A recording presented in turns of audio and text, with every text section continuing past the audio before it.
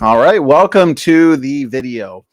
This video is going to be scientific evidence, I should say undeniable, overwhelming, incredible, amazing, whatever word you want to use, evidence for the biblical Eve and the biblical Adam. And I am going to make sure that this is all under 30 minutes. And so here we go. We are going to get right into it. And the reason why I'm doing this and plan on doing more of this style is because, as people know who follow this channel, we put out a lot of content, and we put out a lot of content that is comprehensive. As in, we will do presentations, we'll give lectures, and oftentimes those videos will go between 2 and 3 hours.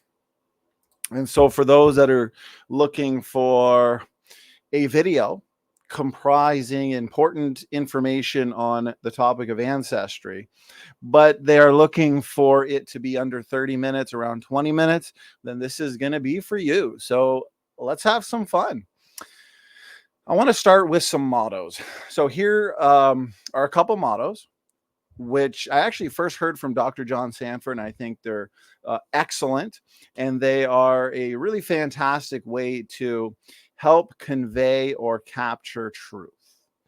And we'll start with the first motto. I want to make sure that the system looks good there. Okay, so the first motto is believe God more and believe man less. Remember, the Bible says that we are not to put our faith or our trust in the wisdom of man, but in the power of God. That is where our trust should go. And so believe God more and believe man less. And, very important, good science always affirms Scripture, which is absolutely true. The Bible claims to be the history book of the universe, and therefore we should be able to find that the account of origins in Genesis is reliable. The apostles took Genesis as literal history. Jesus Christ himself took Genesis as literal history. Jesus says from the beginning of creation, he made them male and female, referring back to the creation week and referring to Adam and Eve. And so the Bible is pretty clear that God created Adam and Eve independent. He created them special and separate from any other form of life on this planet. That includes chimpanzees, that includes dogs, and that includes fish. Eve, we are told, is the mother of all living. Adam is the first man. 2 Peter 3 says, in the last days, there's going to be scoffers. Scoffers who deny three things: the creation, the world that then was being overflowed with water, the Genesis flood, of course, and the coming judgment. And so let's see if the empirical scientific data that we know and have is consistent with the evolutionary model, which would reject a literal Adam and Eve who existed, who originated just thousands of years ago. And would the evolutionary model would argue that humans are related to every other form of life, including strawberries, including dogs, and of course, including your great ape. So let's go through several lines of evidence for the biblical Adam and Eve. So we'll start with mitochondrial Eve. I will be touching on Y chromosome Noah, genetic entropy, and also design diversity and DNA function. So mitochondrial Eve. Well, people, I'm sure, remember learning about mitochondrial DNA in school.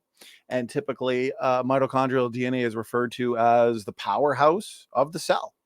And people tend to describe mitochondrial DNA this way due to its fundamental or its key role in energy production.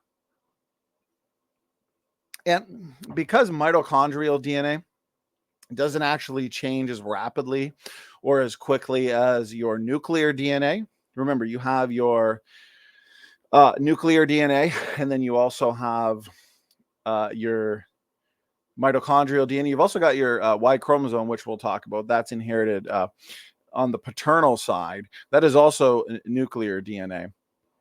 But mitochondrial DNA is important. It's a great way to answer this question of ancestry because it's not as messy as your autosomal DNA that basically recombines every single generation. You get the shuffling of DNA variants. And so it's less messy. It's not mixed with paternal DNA. And it leaves a much clearer record of distant ancestry. And so we know that mitochondrial DNA is, as I pointed out, uniparentally inherited, meaning it's only passed down on one side. It's passed down specifically from mother to child. And both sons and daughters, so I have mitochondrial DNA. If you're a man listening to this, you have mitochondrial DNA, but it is only daughters that pass on the mitochondrial DNA onto their child. And so essentially mitochondrial DNA worldwide is very low in variation. All mitochondrial DNA is nearly identical. As a matter of fact, diversity in general within humans is low. And I want to touch on this as kind of a subset of the overall mitochondrial Eve and Y chromosome Noah topic. And that has to do with levels of genetic diversity. And so the Bible claims that our starting point in terms of human origins was with two people, Adam and Eve. And so right off the bat, that would actually restrict levels of genetic diversity. Now, if we've been evolving for hundreds of thousands of years, right? The evolutionists would argue that we go back to Africa. That's where they put their Y chromosome Adam and their mitochondrial Eve is in Africa, a couple hundred, 100 to 200,000 years ago, roughly. And before that, you'd go back to Erectus, who apparently lived on this globe for about 1 million years. Before that, you'd go back to Homo habilis. Before that, you'd go back to Australopithecine-like ancestors. And so if we've been evolving for hundreds of thousands of years to millions of years back to Australopithecine-like ancestors, well, that would be a lot of genes floating around these populations, okay? And so we should expect humans to have high levels of genetic diversity, but this is not what we find. But this is what we should have discovered if human evolution and common descent were true. Now, what we do find is incredibly low levels of genetic diversity. All humans are nearly identical genomically. We are 99.999% the same. Mitochondrial DNA, nearly identical worldwide. Y chromosome DNA, nearly identical worldwide. And so this makes sense from the biblical creation starting point. We start with 2, roughly 6,000 years later, or if you want to start at the flood, 4,500 years later, we have humans who have low diversity. But another prediction or expectation would be the fact that God did not just create 2 of every kind of animal. He created animals in bulk. He created animals in populations, in fully working and functioning and healthy ecosystems. And so we would expect higher levels of genetic diversity in animals. And that's exactly what we find. Of course, there's an exception to the rule, but the exception does not overturn the rule. Humans overall have low levels of genetic diversity. Animals outside of humans have higher levels of genetic diversity. And that makes sense, especially at the flood bottleneck. It was a 1-generation bottleneck followed by rapid and exponential population growth.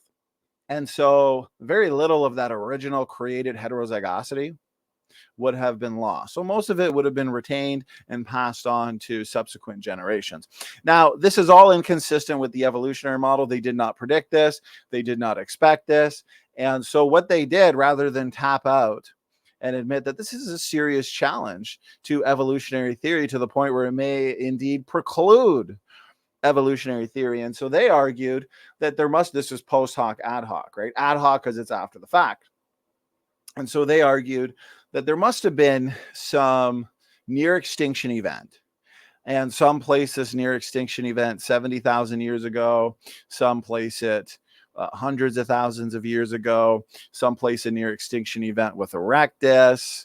Some have, multiple out of Africas, basically with Erectus leaving, and then the Erectus that stayed in Africa evolved into Homo sapiens, and then eventually Homo sapiens left And so there was another out of Africa, but then that group met up with Neanderthals, met up with Denisovans, met up with, and that's where you get other groups like Naledi, Floresiensis, who is the Hobbit, Heidelbergensis. Anyways, so they argue that there is a near extinction event that basically drove the human population in Africa down to between 2 and 10,000. Some say maybe 30,000.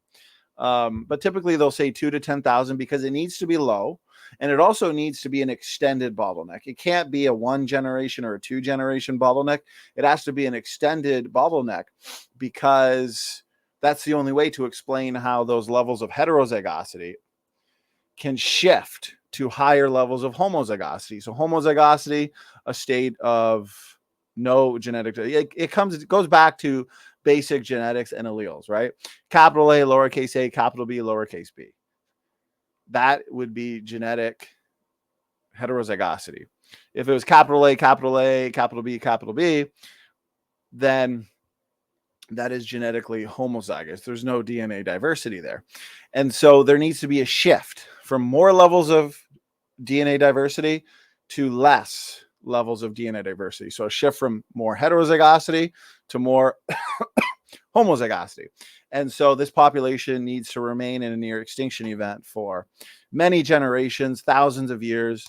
It's hard to get an exact number in the evolutionary literature, as a matter of fact, because it is just a story. There's no evidence for this. It's something that they required. Unfortunately for the evolutionist, they explain the origin of DNA diversity in general through mutations. Deleterious mutation accumulation is how they explain genetic diversity. It's how they explain nuclear DNA. The creationist has a very different explanation for the origin of autosomal DNA, especially. And that is created nuclear heterozygosity, where God would have front-loaded Adam and Eve and the original created kinds with pre-existing DNA diversity, which makes sense both theologically and scientifically, because when God said, be fruitful and multiply, he did not mean for that to be carried out through cloning. And so for Adam and Eve to have started genetically homozygous would make no sense. Anyways, we don't have to worry about an inbreeding problem right after creation, because Adam and Eve would have been created without mutations.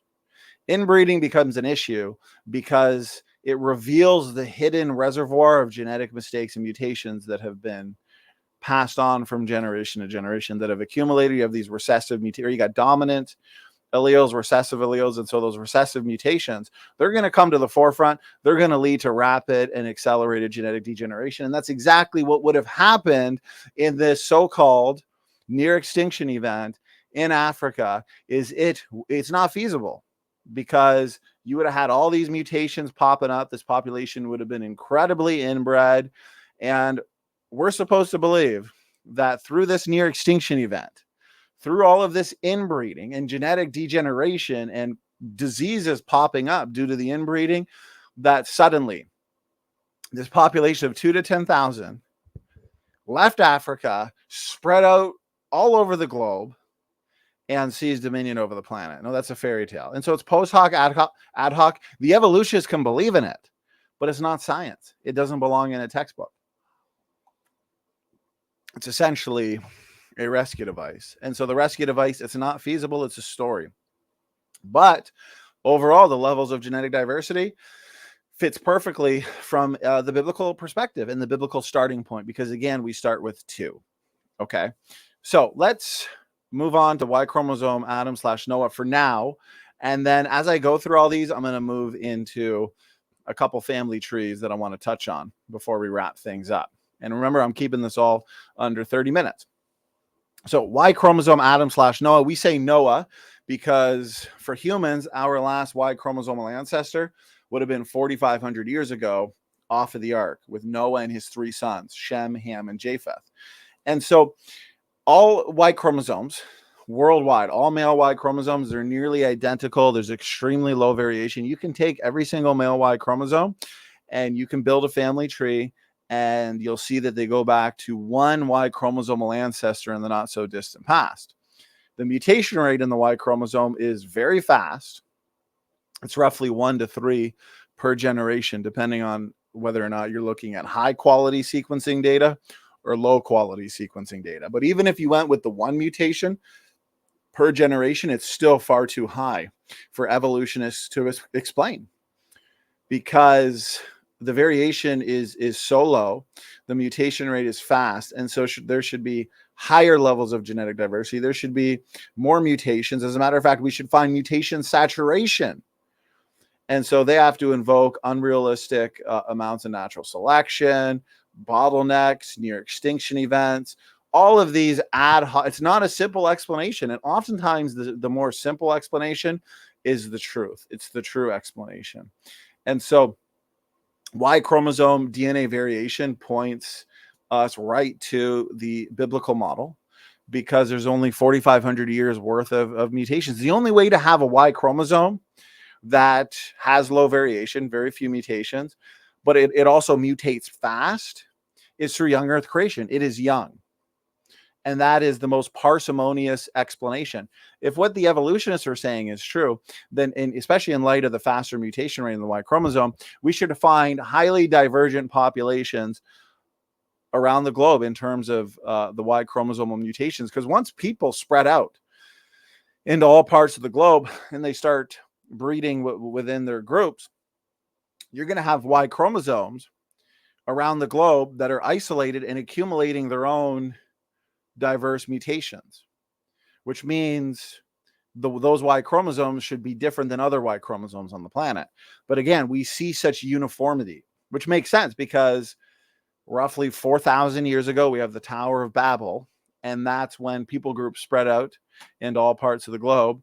And from there, you get mutations accumulating in independent people groups as people moved out. But yet we still have such uniformity, which means the spreading out only happened thousands of years ago rather than hundreds of thousands of years ago. And so this is a major problem for the evolutionists. Not only that, when we bring in the chimpanzee Y chromosome, the evolutionary community, they were shocked, surprised. It's unexpected.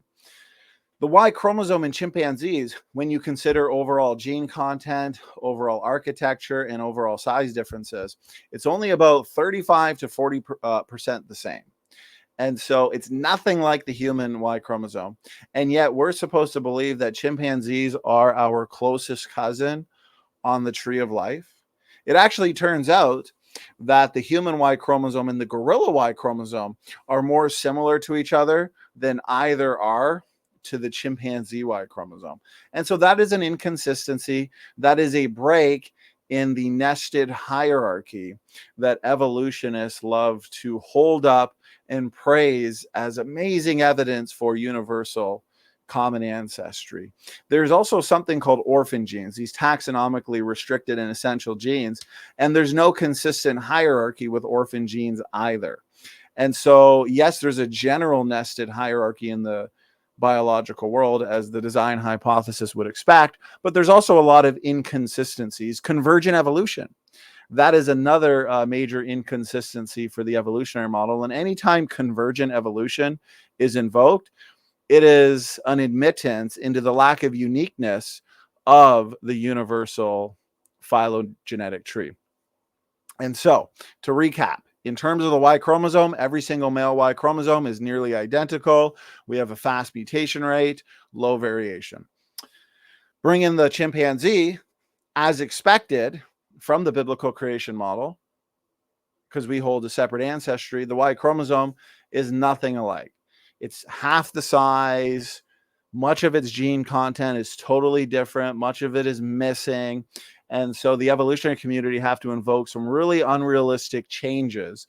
They've never presented a mathematical model to explain this data. I've been challenging them for at least 2 to 3 years. And the arguments that they do invoke, like sperm competition or faster rates of gene conversion, they've never been tested. And the evolutionary community, they actually admit that these are untested hypotheses. Okay, so let's move on to genetic entropy. Genetic entropy is essentially the concept that as most mutations are deleterious, they're also nearly neutral. And so they accumulate unchecked. Selection can't see them. And so they build up over time. and biological organisms increase in terms of their deleterious genetic load. And so we understand that these mutations, since they spread, they're subject to genetic drift, and so they spread through the population, and they result in genetic sickness. Natural selection can't save the day, because the question for the evolutionist is, what kind of selection can you invoke to remove so many deleterious mutations that are pouring in to the genomes of biological organisms generation after generation, in light of the fact that these mutations are nearly neutral? Nearly because they're slightly deleterious, much like a single spelling mistake in a book the size of an encyclopedia. On its own, it's inconsequential. But as these spelling mistakes build up over time, as they accumulate over time, they ruin the message of the book. And so it takes time for them to accumulate, but the damage is continuous, it's relentless. It's much like rust on a car. A single rust molecule on a car is inconsequential on its own. But as these rust molecules build up over time, let's say you have a car and it's 10 years old and there's just all these rust marks, the degeneration of that vehicle, that automobile, is inevitable. And that's what we see going on in genomes. The human mutation rate is roughly 100 new mutations per person per generation. That's incredibly high. And that's in the autosomal DNA. And the Y chromosome, it's 1 to 3 per generation. In the mitochondrial DNA, it's about 0.5 per generation. And so it's fast no matter where you look. There's low variation, but again, the mutation rate is high. We understand that there's evidence for genome-wide activity and function. And that means these mutations are even more deleterious as they accumulate.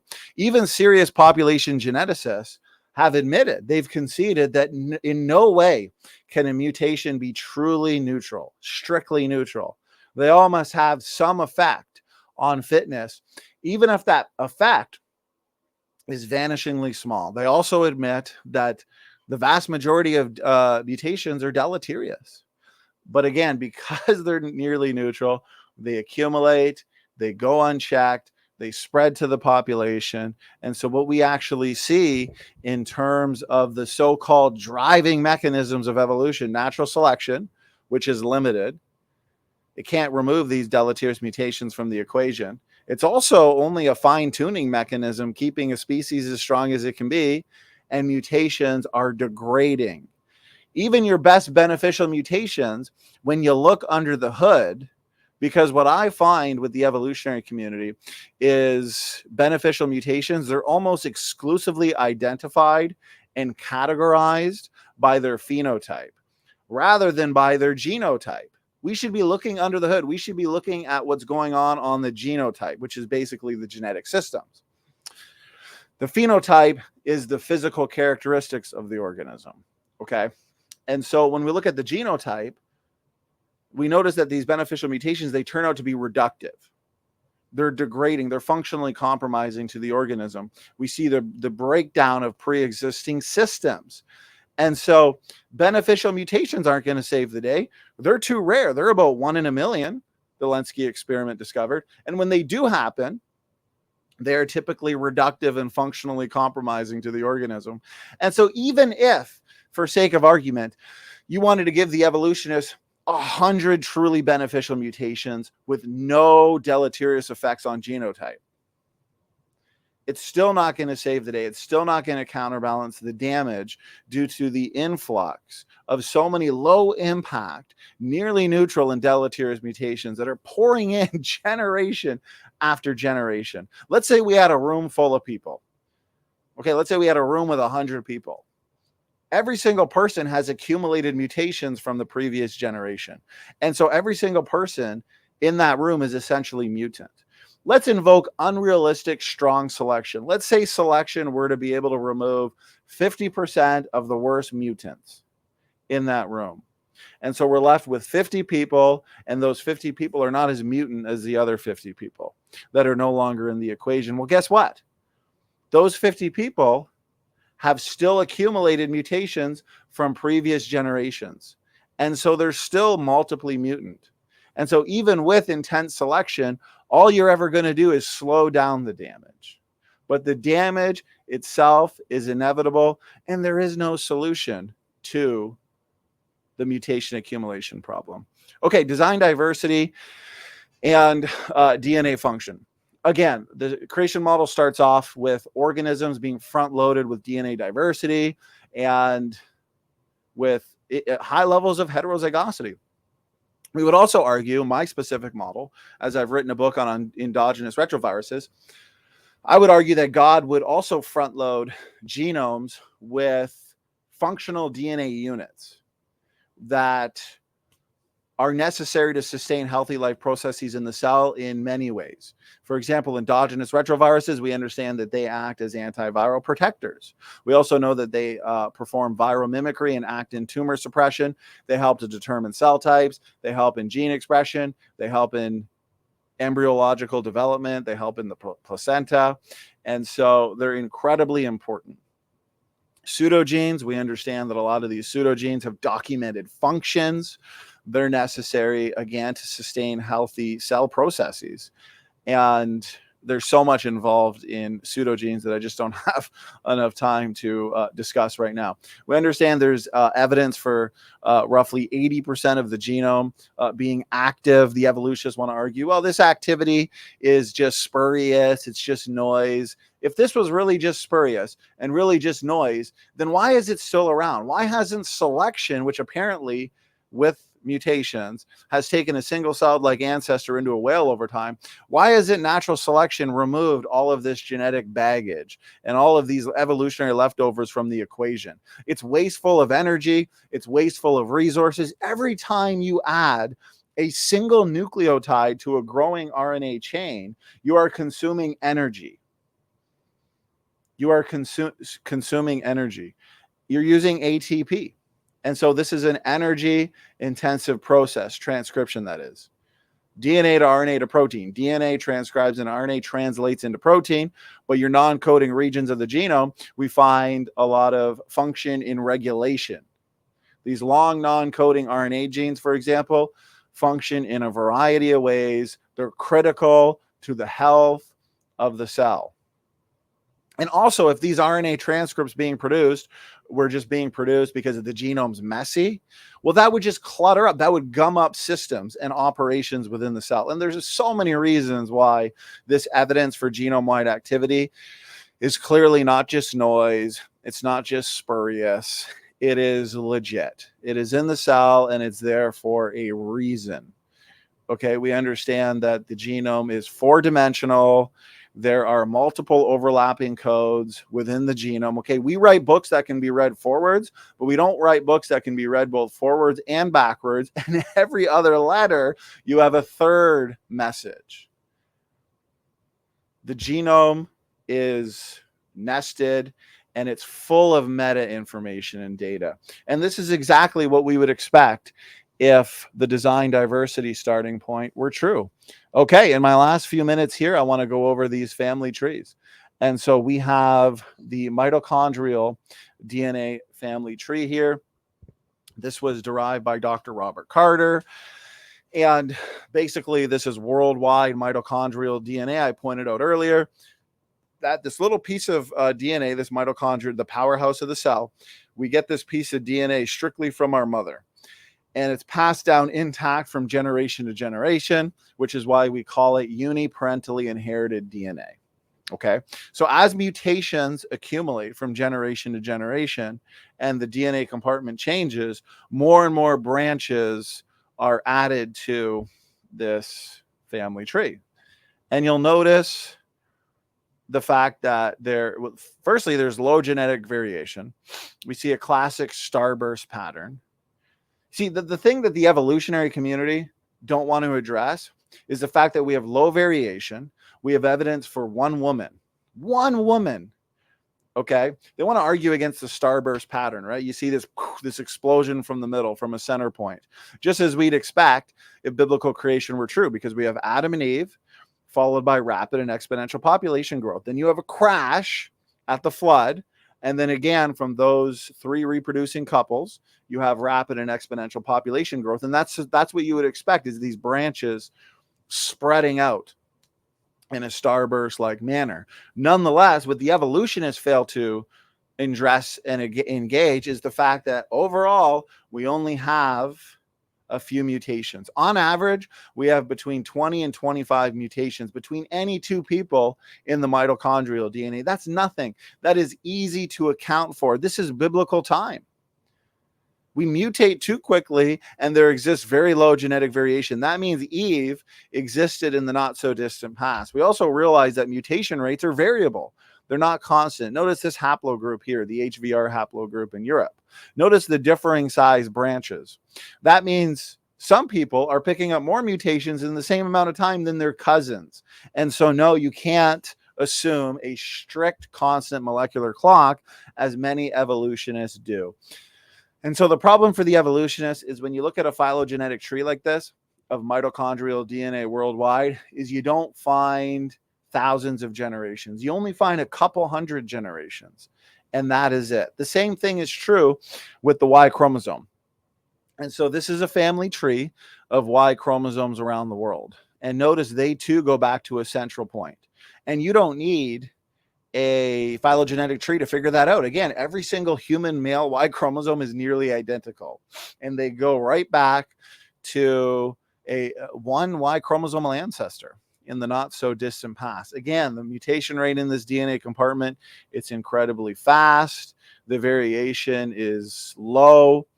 There's not thousands of generations in this Y chromosomal family tree. There's only a couple hundred generations worth of mutations on this family tree, which tells us that humanity has only existed for several thousands of years rather than hundreds of thousands of years into Africa.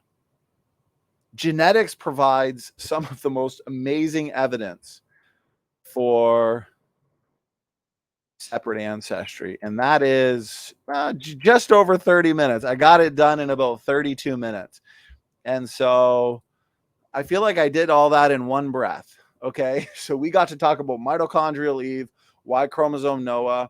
We got to talk about levels of genetic diversity and how they point to an Adam and Eve scenario and not an evolutionary scenario. We got to talk about design diversity and DNA function. And it's a great time to be a biblical creationist, guys. That's the last thing I want to say. I think that's a good place to end it. Remember, good science always affirms Scripture. God bless.